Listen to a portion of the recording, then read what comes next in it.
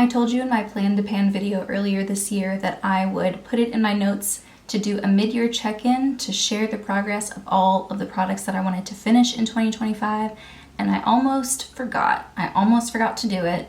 I'm a little late. It's a little past the halfway mark, but still close enough that I think it's worth doing a mid-year check-in. I think I've done really great so far with some of the products.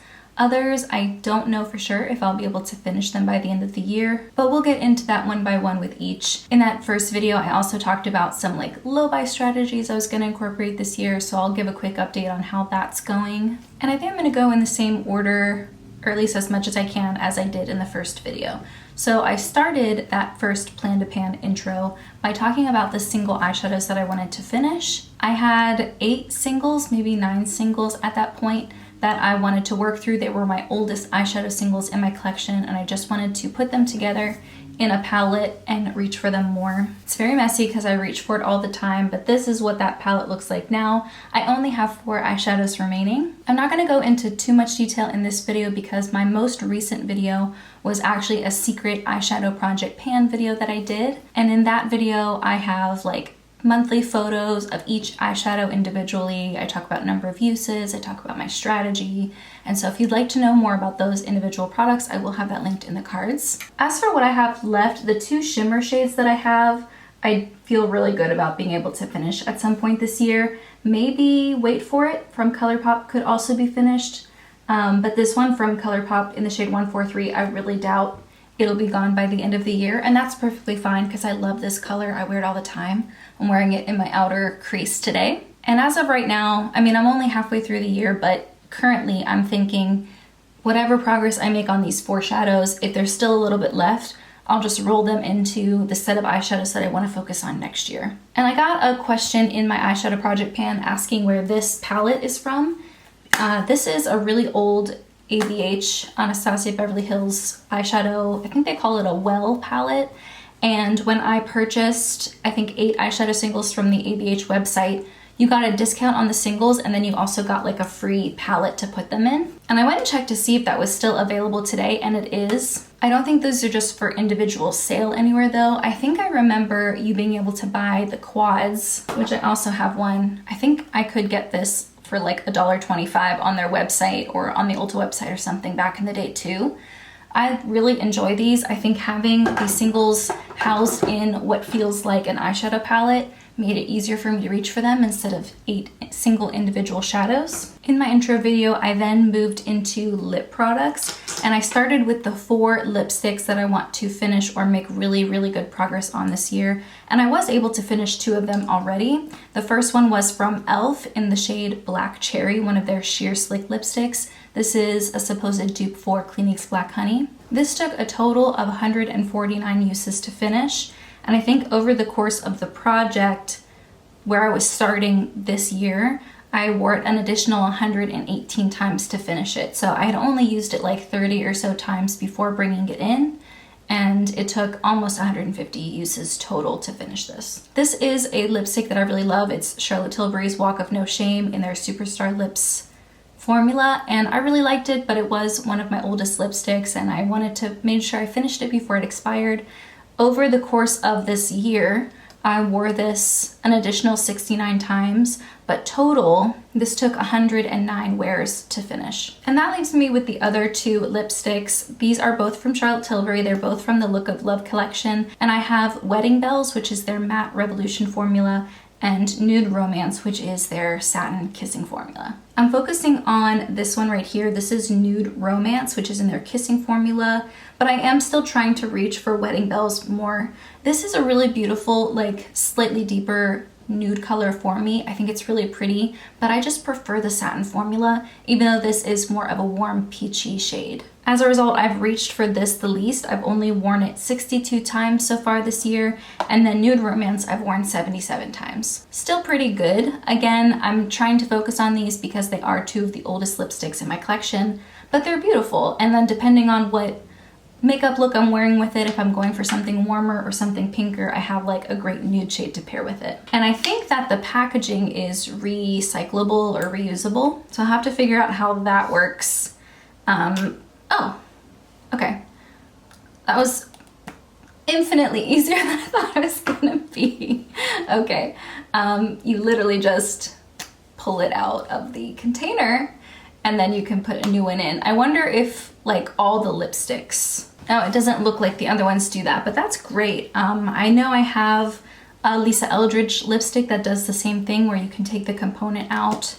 But that's really, I'm really glad to see how easy it is to switch it out, because if I wanted to replace these, which was the original idea, buying the reusable packaging, I can just find the shade I like and purchase the refill instead of the full size and save some money. Now for lipsticks and a lot of lip products, I used to dig into them once I was flush with the packaging just so that I could get everything out of there. I have since decided that I would rather keep whatever is left in the bottom portion of that bullet, and then that way I can kind of keep these in like an archive, not as part of my collection, but even as they get older, I can still take out a little bit and use that to compare with other shades. I think it's just good to have that little bit of product left in there for comparison purposes just down the line, because sometimes I'll do swatch videos. So it's more important to me to have them be used or be available for use in that way than it is me getting every little bit out of there. And then I had a couple more lip products. This is a big lip product year for me. I'm really trying to work through some of my older formulas,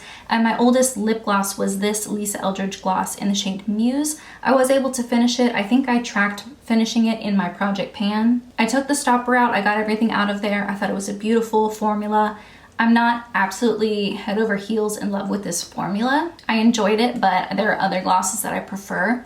And I'm also not really in the market for another gloss currently, so not running out to buy this again, but I really enjoyed it. And this took 167 uses to finish. The last set of lip products I had that I wanted to pan in 2025 were some of my oldest NYX lip pencils, all three in relatively nude shades for me, and I have been able to finish 2 of them so far, and I'm working on the last one now. These 2 that I finished were significantly smaller than the one that I'm working on currently, so it's no surprise that I went through them relatively quickly. I think this one will take me at least to close to the end of the year, if not all the way to the end of the year to finish. They go really slow. And the ones that I finished were the shade Peekaboo Neutral and Mauve. And again, I chronicled the process of finishing these in my project pan, and I'm doing the same for this one too. So when we're looking at the lip products, I've gone through the vast majority of them, and I only have these 2 lipsticks left. I feel confident that I will be able to finish Nude Romance, but I'm not as confident about the Matte Revolution lipstick. I'll just have to make more of a concerted effort to reach for it more. I had one highlighter that I wanted to pan this year, and I mentioned at the beginning of the year that this is one that's going to be a long haul product. I am not sure if I'll be able to finish it by the end of the year, and I still don't feel sure. And that's the Laura Geller Baked Gelato highlighter in the shade Peach Glow. Beautiful highlighter. I'm so enjoying it. This is like the main powder highlight I've been wearing all year, and I have made great progress. The pan has definitely expanded, and again, if you'd like to see me reaching for this every month and showing progress photos, again, this is in my project pan. And again, I'm just not sure if it'll be gone by the end of the year. I think I'll be really close though. And then the last set of products were 3 cream blushes. It felt very ambitious then to have 3 cream blushes that I wanted to finish. Still feels kind of ambitious. I don't know if I'll have all 3 of them done, but I've made good progress. The first one that I finished was this Merit Beverly Hills cream blush, and I've shown myself doing makeup surgery on this to kind of make sure I got everything out of there. Really enjoyed it. This one is done. And this one that I'm currently working on is from M Cosmetics, and it's in the shade Rose Milk. It's opaque packaging and it's a stopper. I have no idea how much product is in here. I'm reaching for it every day. I'm wearing it on my cheeks today, and I'm just gonna keep going until it's empty, and then once I'm done with that, I will focus on my last cream blush, one that I can almost guarantee will not be done by the end of the year because it's incredibly pigmented, and even though it's a mini, it's from Tarte in the shade Pink Sky, it's incredibly pigmented, and I only need a little bit at a time. It's a gorgeous color though. I think once I am reaching for it more, I'm going to love it. I just can't guarantee that this will be gone by the end of the year.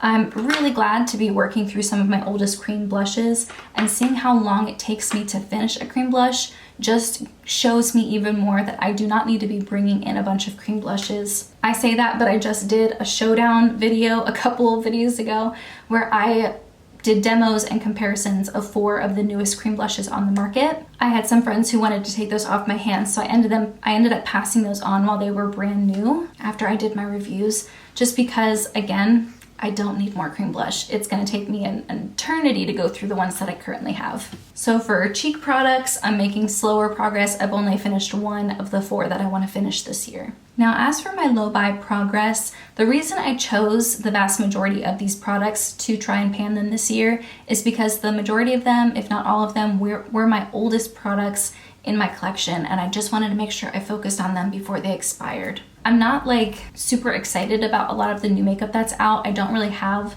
the urge to buy a lot of makeup because I'm really motivated by seeing how much progress I'm making on finishing products in my collection already.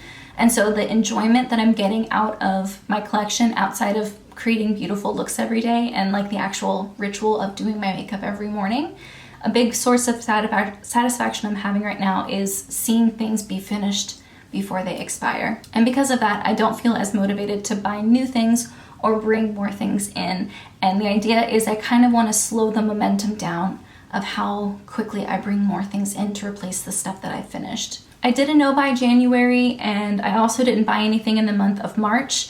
And actually since April 19th, I haven't purchased anything. So it's July 20th today when I film this. So that's 3 months straight that I haven't purchased any new makeup.